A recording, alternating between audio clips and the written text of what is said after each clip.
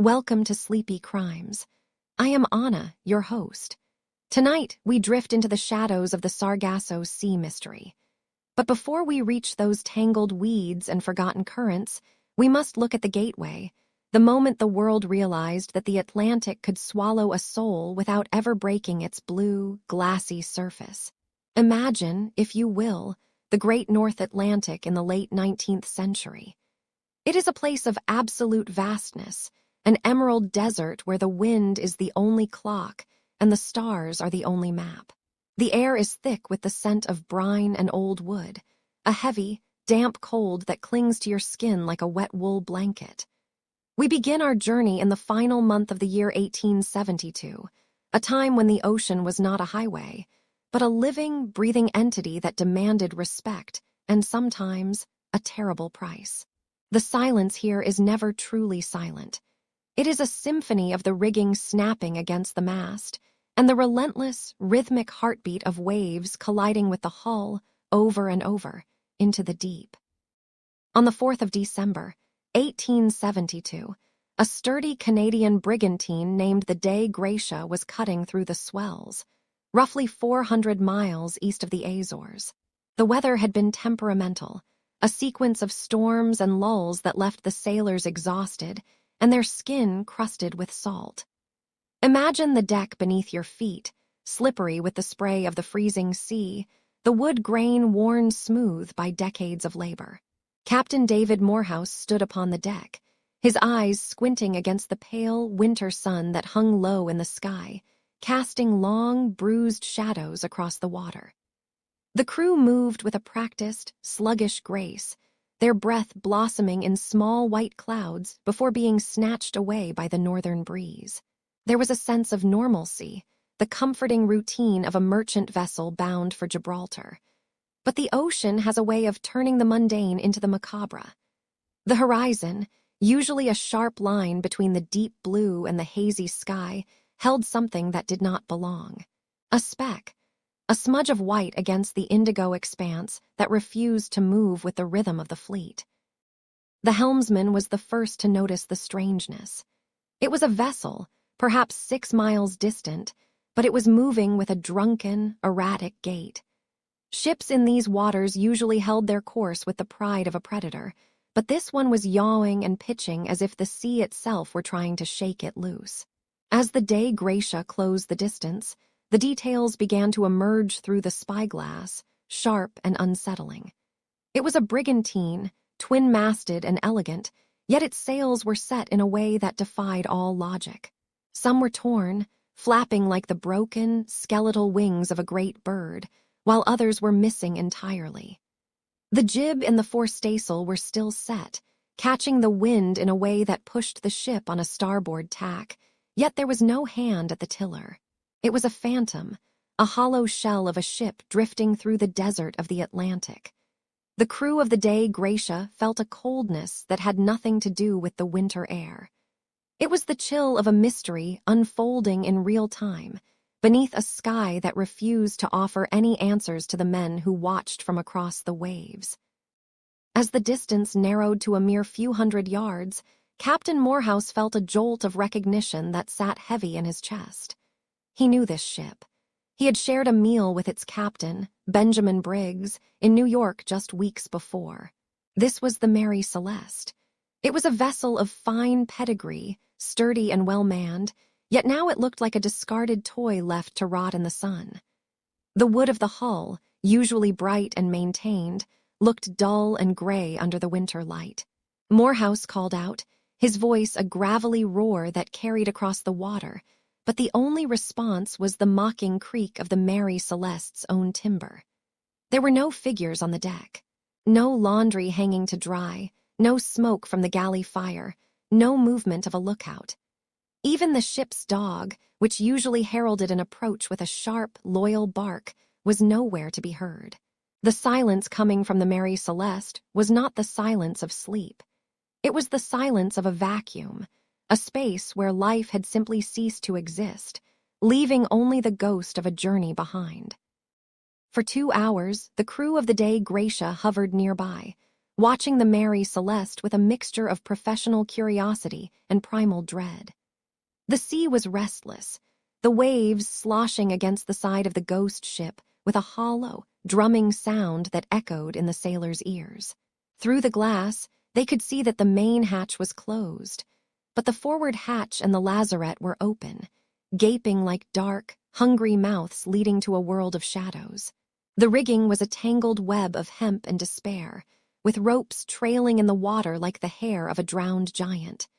There was no sign of a struggle, no charred wood from a fire, no splintered railings from a pirate's boarding. The ship was perfectly upright, its hull intact, riding the swells with a buoyancy that suggested it was still very much alive, even if its heart had stopped beating. One of the pumps had been disassembled, its metal parts lying on the deck like a half-finished puzzle. It was a scene of sudden, inexplicable interruption, as if time had frozen for the crew of the Mary Celeste while the rest of the world moved on. The decision was made to board.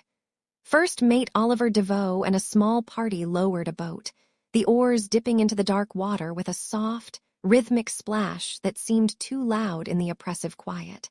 As they pulled toward the Mary Celeste, the sheer scale of the ship loomed over them, a mountain of oak and pine that seemed to groan in mourning.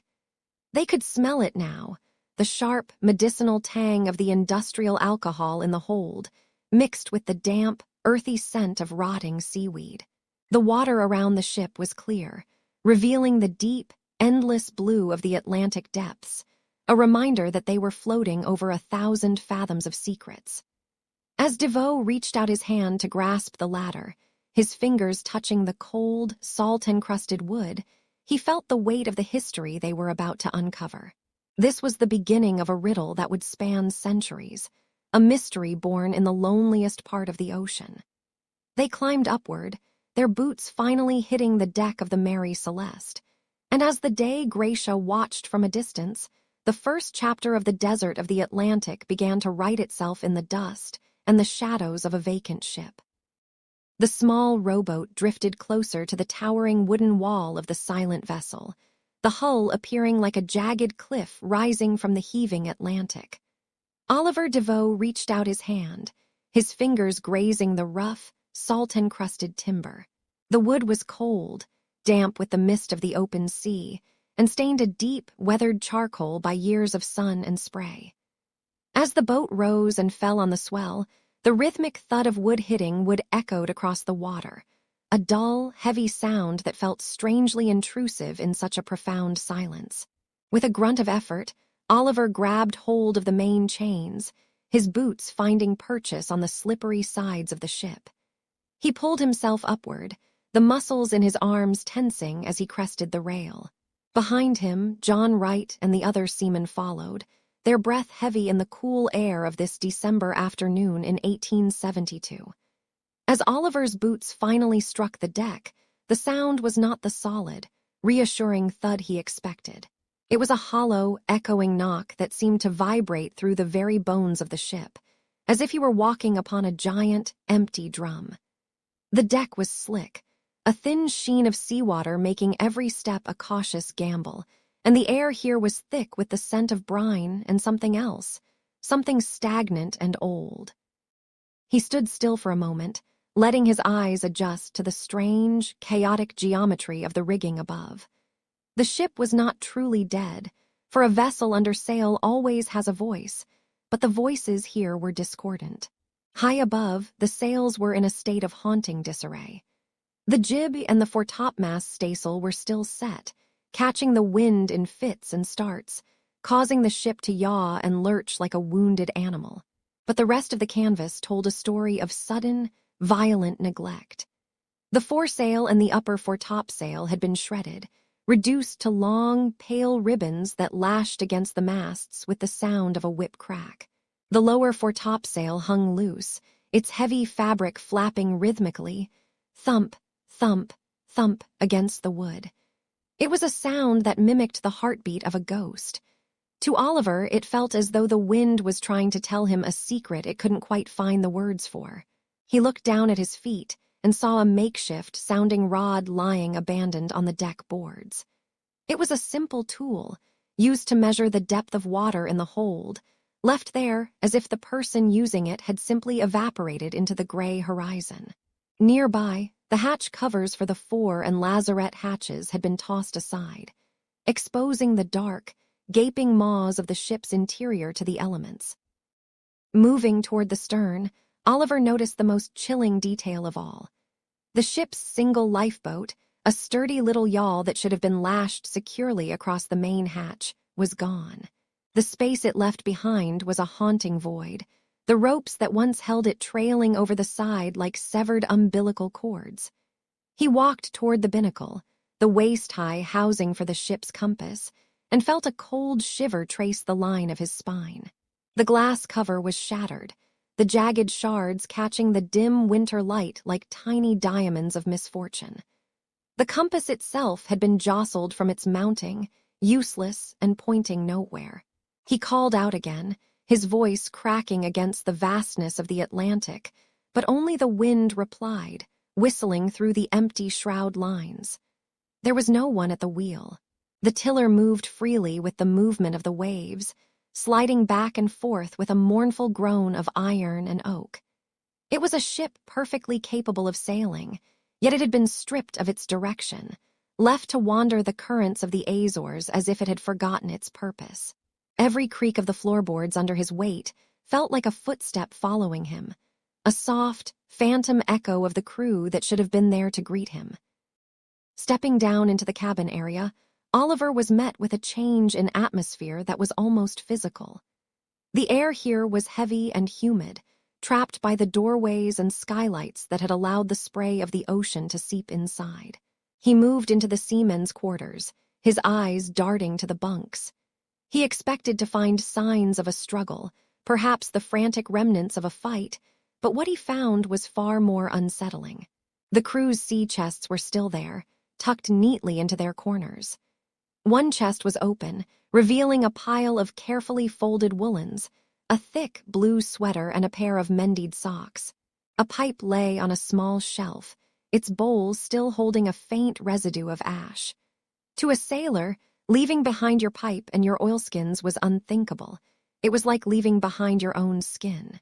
In the cook's galley, the stove had been knocked out of place, and pots and kettles lay scattered in a few inches of murky water that sloshed across the floor.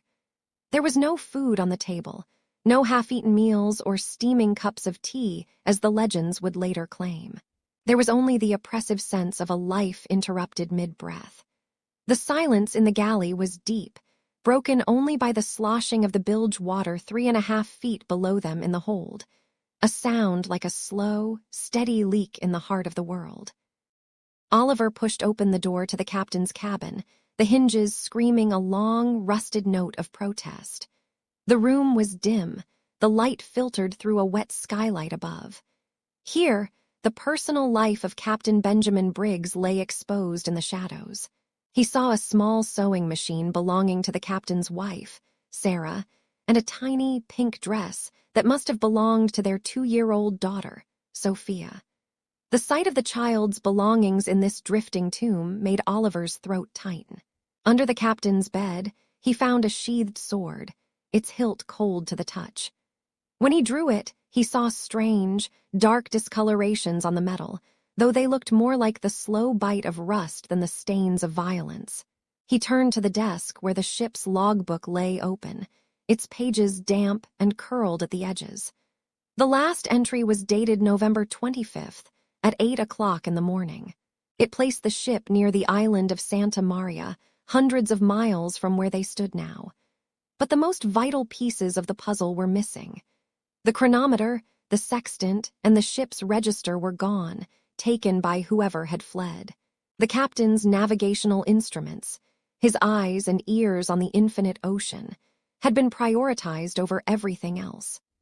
As Oliver stood in the center of the cabin, the ship gave a sudden, heavy lurch, and a soft thud came from the deck above, like the sound of a lone man walking toward the rail.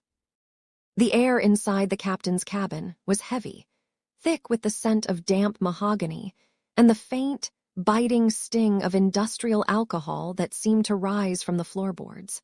Oliver stood still for a long moment, his eyes adjusting to the strange, watery light that filtered through the small, circular portholes. Outside, the Sargasso Sea was a sheet of glass, but inside this small wooden sanctuary, everything felt suspended in time. Dust motes danced in the shafts of sun, swirling like tiny golden galaxies in the stillness.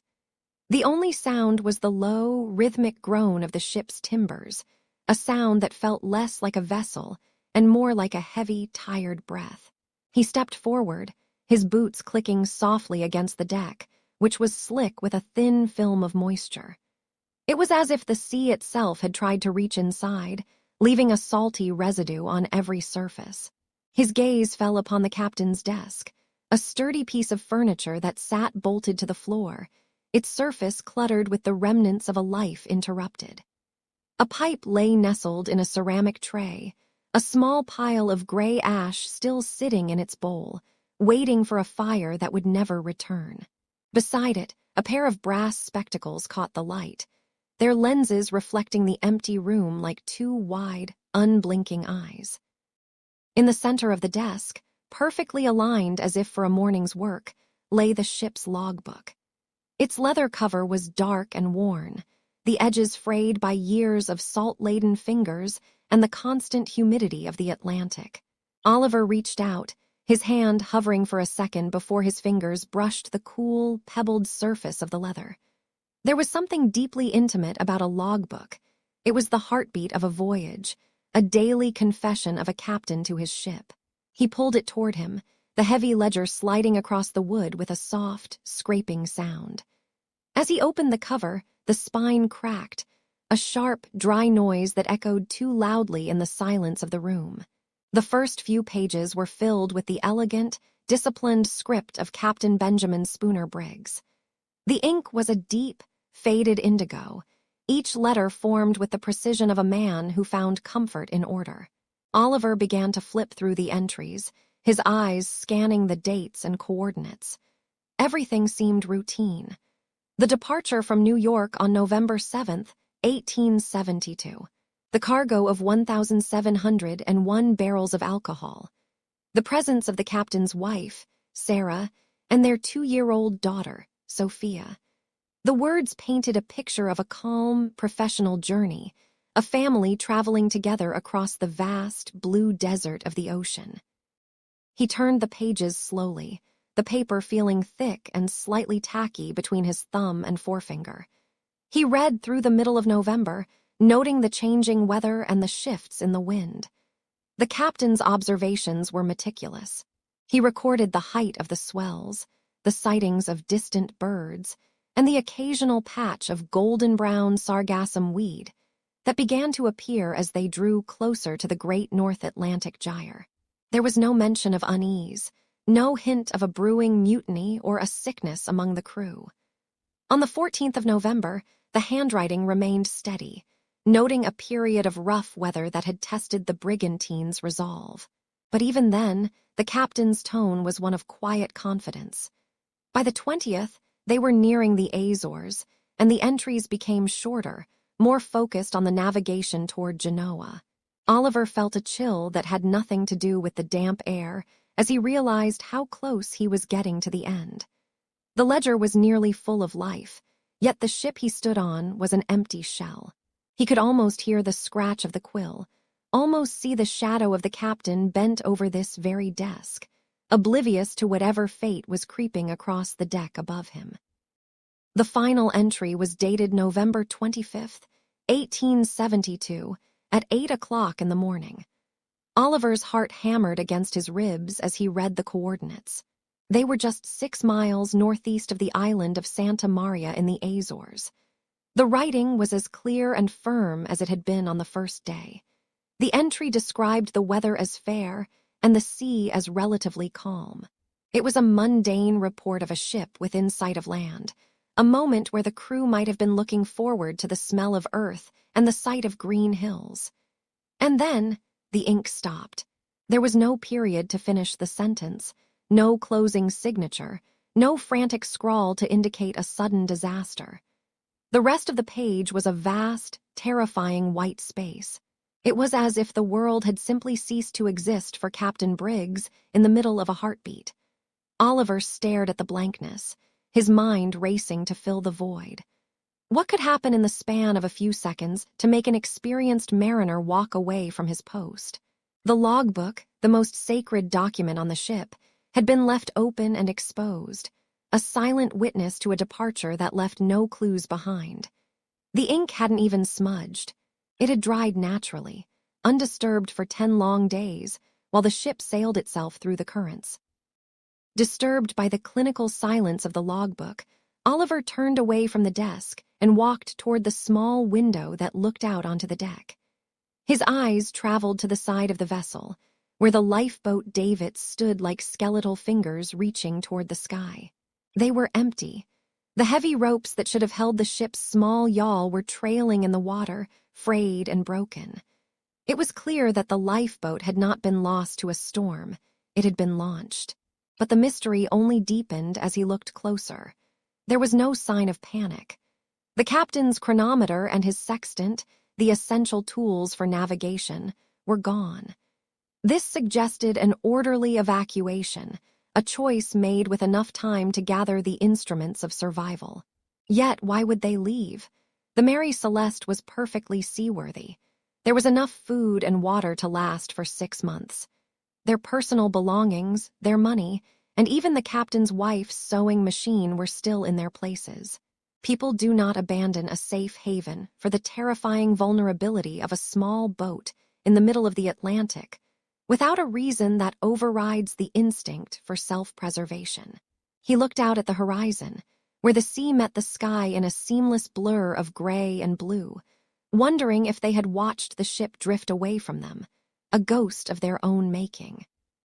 He stepped back out onto the deck, the transition from the dim cabin to the bright, stagnant air of the Sargasso Sea making him blink. The silence out here was different. It was heavy, muffled by the thick mats of yellow weed that choked the water for miles in every direction.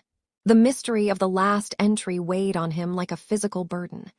10 souls, a captain, his family, and 7 seasoned sailors had vanished between the morning of the 25th and the moment the day Gracia spotted them.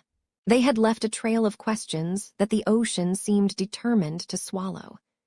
As the sun began to dip lower, casting long, distorted shadows across the deck, Oliver realized that the logbook didn't just record where the ship had been. It marked the exact moment the Mary Celeste became a tomb of memories. The missing yawl was a ghost on the water, a tiny speck lost in a sea that was famous for holding onto its secrets. He looked down into the clear, deep water, where the visibility stretched down for nearly 200 feet. Somewhere beneath the surface, or perhaps drifting forever in the currents of the gyre, the answer remained hidden, tucked away in the pockets of a sea that never speaks. The ocean here does not behave like the ocean you know. In the vast, swirling heart of the North Atlantic, there is a place where the water forgets to move, held in a perpetual, slow-motion embrace by 4 great currents. To the west, the Gulf Stream surges with heat. To the North Atlantic current drifts. To the east, the Canary Current pulls downward. And to the south, the North Atlantic Equatorial Current completes the circle. Together, they create a massive, clockwise gyre, a liquid boundary that traps everything within it. This is a sea without shores, a blue desert where the surface is often as smooth as a mirror, undisturbed by the crashing waves of the open coast. But the stillness is a mask. Beneath the stagnant air, the water is a deep, sapphire blue, reaching down thousands of feet into a cold, silent abyss. And floating upon this sapphire expanse are the vines. They are not truly vines, of course, but vast, sprawling mats of golden-brown seaweed known as sargassum. From a distance, they look like solid ground, a sun-drenched meadow of amber and ochre that stretches toward the horizon. For the sailors of old, this site was both a promise and a curse. They called it the graveyard of ships, a place where the wind died and the weed took hold, clinging to the wooden hulls of caravels and brigantines until they became nothing more than rotting husks in the sun. The legend of this graveyard found its most haunting evidence in the year 1840. It was a humid afternoon in August when a small coaster vessel, navigating the fringes of the sea near the Bahamas, spotted a silhouette on the shimmering horizon. It was a large French merchant ship, the Rosalie, built only 2 years prior in 1838. She was a magnificent vessel of 222 tons, her masts reaching high into the stagnant air. As the coaster drew closer, the sailors watched with growing unease. The Rosalie was not a wreck. She was not battered by storms or listing in the water. In fact, her sails were set and full, catching whatever phantom breeze lingered in the doldrums. She moved with a slow, ghostly grace across the water, but there was no one at the helm. No lookouts stood in the rigging. No voices drifted across the waves. When the boarding party finally climbed her wooden flanks and stepped onto the deck, they were met with a silence so profound it felt heavy. Every plank of the deck stood bare under the unrelenting sun, the wood bleached to a bone-white pallor by salt and heat, yet not a single footprint marred the thin layer of dust. The ship was in perfect order, yet it was a tomb without bodies. The men moved through the Rosalie with cautious, echoing steps. In the captain's quarters, they found the logbooks and papers secure in their proper places, as if the master of the ship had only just stepped away to check the weather. They descended into the hold, expecting to find the chaos of a pirate raid or the devastation of a leak, but they found neither.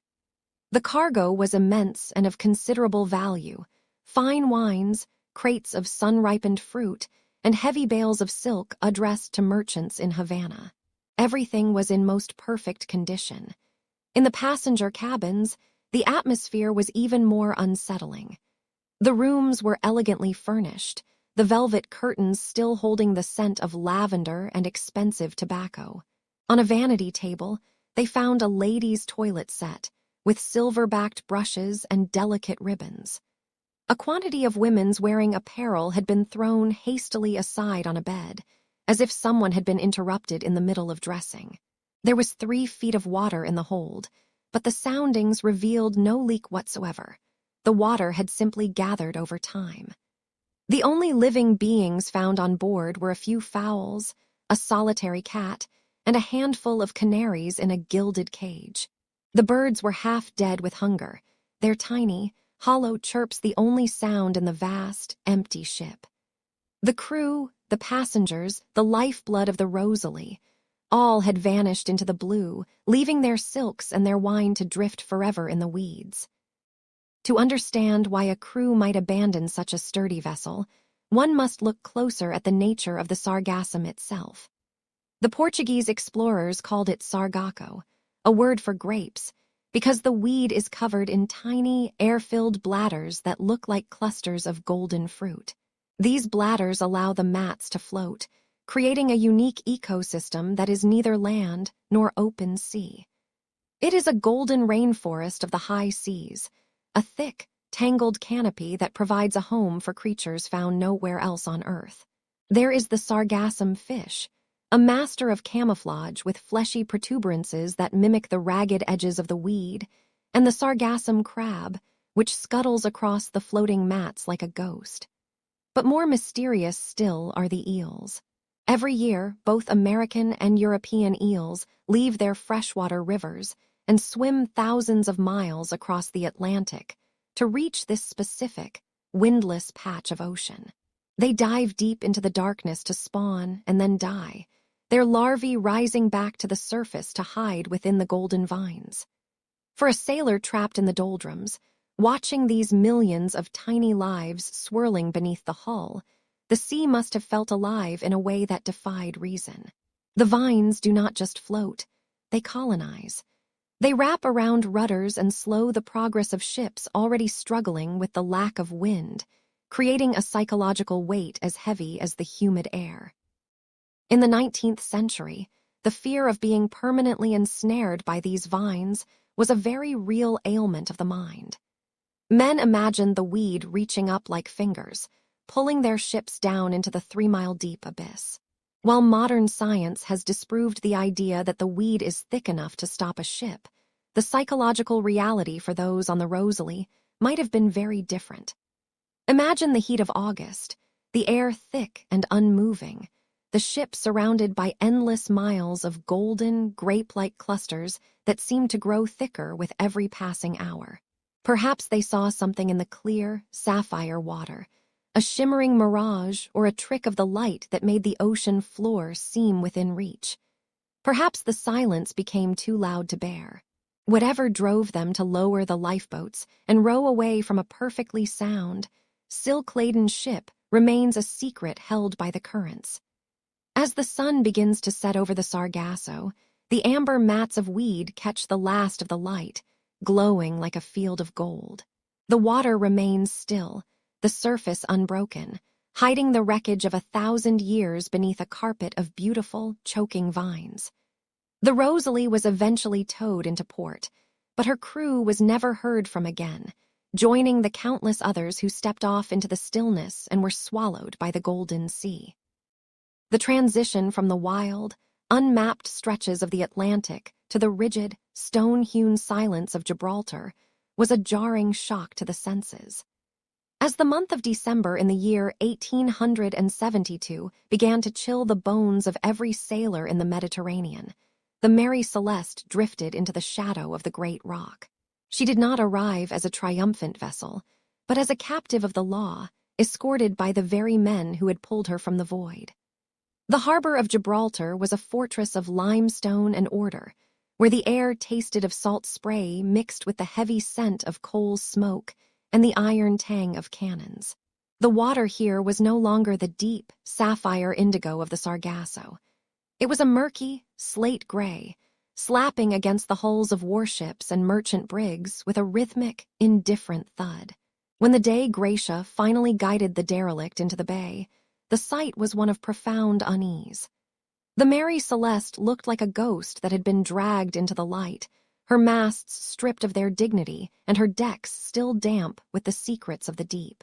The townspeople and sailors on the docks watched in a heavy, hushed silence as the brigantine was moored. There was no cheering for the salvagers. Instead, there was a palpable sense of dread, a feeling that something unnatural had been brought home, and that the shadows of the sea were now clinging to the very docks of the British Empire.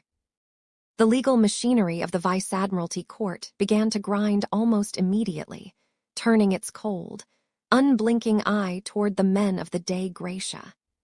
The inquiry was overseen by a man whose reputation for meticulous, almost obsessive detail was well known throughout the territory, Frederick Flood. He was the Attorney General, the Queen's proctor, and a man who looked upon the mystery not with wonder, but with a deep, searing suspicion. The courtroom where the hearings were held was a place of high ceilings and narrow windows that allowed only thin, judgmental slivers of sunlight to pierce the gloom.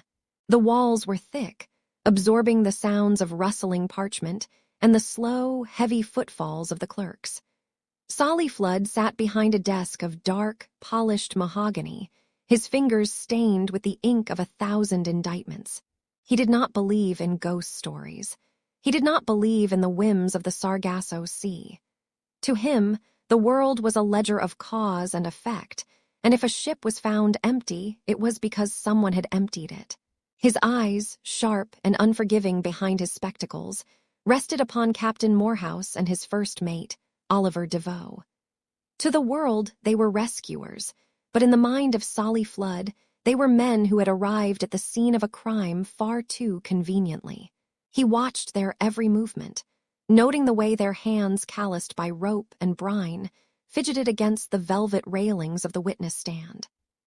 The focus of the investigation soon turned to the bowels of the Mary Celeste, specifically to the cargo that lay resting in her dark, damp hold. This was not a cargo of gold or fine silks, but something far more volatile and pungent. 1,701 barrels of industrial alcohol. When the heavy wooden hatches were first pried open by the court inspectors, the air that rushed out was nearly suffocating. It was a sharp, chemical sting that burned the nostrils and brought water to the eyes of the men standing on deck. The smell was everywhere, an invisible, shivering phantom of ethanol that seemed to coat the skin in a thin, greasy film. Slowly, with great care, the inspectors descended the ladders into the belly of the ship, their lanterns casting long, flickering shadows against the curved ribs of the hull. They counted the barrels one by one, their voices echoing in the claustrophobic space. 1,701. But as they worked, they discovered something that sent a ripple of alarm through the inquiry. 9 of those barrels were entirely empty. They were not broken or smashed by a storm. They were simply hollow. Their contents vanished into the humid air. The inspectors ran their fingers over the wood, noting the texture of the staves.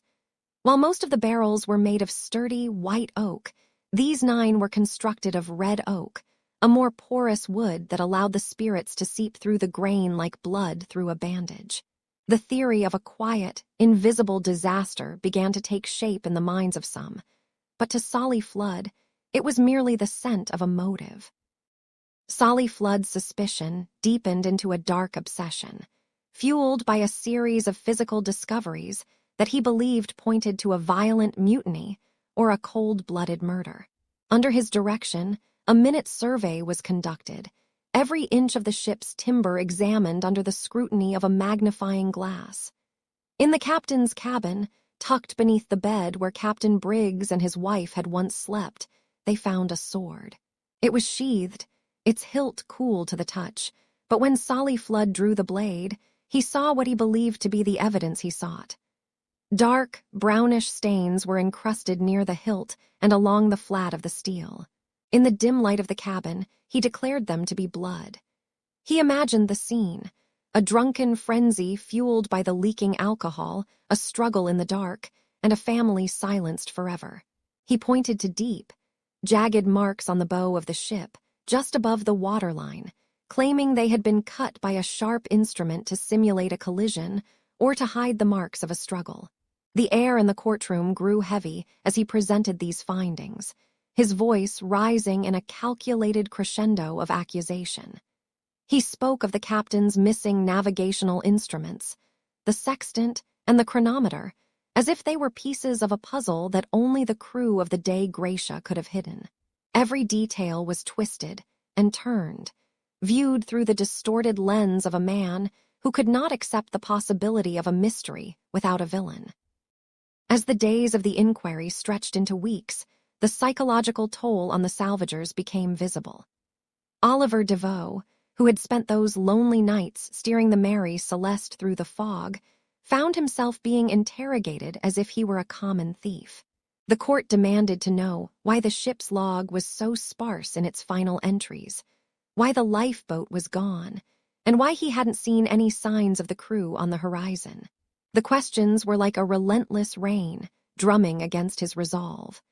He described the silence of the ship, the way the child's toys had been left on the floor, and the eerie stillness of the galley, but to the legal minds of Gibraltar, these were not signs of a tragedy.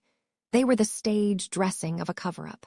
The shadow of the inquiry stretched across the Atlantic, reaching back to New York and across to the insurers in London. The cargo of alcohol, once a simple commodity, was now a central character in a drama of potential explosions and hidden violence. Yet, despite the intensity of the suspicion, the evidence began to fail the prosecutor. Scientific analysis of the stains on the sword eventually revealed they were not blood at all, but merely rust and old grease, the natural decay of metal exposed to the salt air. The marks on the bow were found to be nothing more than the weathering of the timber against the waves. The high, proud wall of Solly Flood's accusation began to crumble, but the damage was already done. The mystery was no longer a matter of the sea. It had been stained by the ink and bile of a courtroom, leaving a lingering, bitter taste in the mouths of all who sought the truth. The ocean has a way of holding its breath, a heavy, salt-laden pause that settles over the waves when the wind dies down. As we look back across the centuries toward the empty deck of the Mary Celeste, We find ourselves standing in the damp, dark hold of the ship, surrounded by 1,701 barrels of industrial alcohol. Imagine the scent that must have permeated those wooden walls. Not the sweet, oaky aroma of a fine wine, but a sharp, cloying chemical bite that burned the nostrils and made the eyes water. For a long time, we wondered why a seasoned captain like Benjamin Briggs would ever lead his wife, Sarah, and their young daughter, Sophia, away from a perfectly seaworthy vessel. But science, moving as slowly as a deep-sea current, has begun to offer us a chilling answer. In the year 2006, a chemist named Dr. Andrea Sella conducted an experiment that whispered a new possibility into the ears of history. He built a replica of the ship's hold and filled it with the same volatile vapors that would have leaked from those 9 porous red oak barrels. What he discovered was a ghost of a flame, a pressure wave explosion. It is a terrifying phenomenon where a blast of blue fire ripples through the air with a low, thrumming roar. Yet it leaves no scorch marks, no blackened wood, and no scent of smoke. To the crew, it would have felt as if the very air had turned into a weapon. They would have seen a flash of light, felt a sudden, concussive punch against their chests, and heard the terrifying sound of the hatches being blown upward by an invisible hand. In that moment of blinding panic, with the smell of alcohol thick and heavy like a shroud, the ship would have felt like a ticking bomb, ready to vanish into a pillar of fire at any second. But perhaps the threat did not come from within the cargo, but from the very bones of the earth beneath the Atlantic. The Azores, those lonely islands where the Mary Celeste was last seen, sit atop a restless meeting of tectonic plates. Even today, the seafloor there is prone to what sailors call seaquakes. Imagine the ship gliding through a calm, glassy sea when suddenly, a violent vertical shudder rips through the hull. It is not like a wave that tosses the ship from the side. It is a hammer blow from the deep. The masts would have groaned in their sockets, and the rigging would have screamed under the sudden tension. To a captain responsible for the lives of his family, such a tremor might have felt like the ship had struck a hidden reef or that the hull was opening up to the dark abyss. We find evidence of this fear in the state of the pumps. When the salvagers boarded the ship in 1872, they found one of the 2 bilge pumps disassembled, its heavy iron parts scattered across the deck like the remains of a desperate struggle.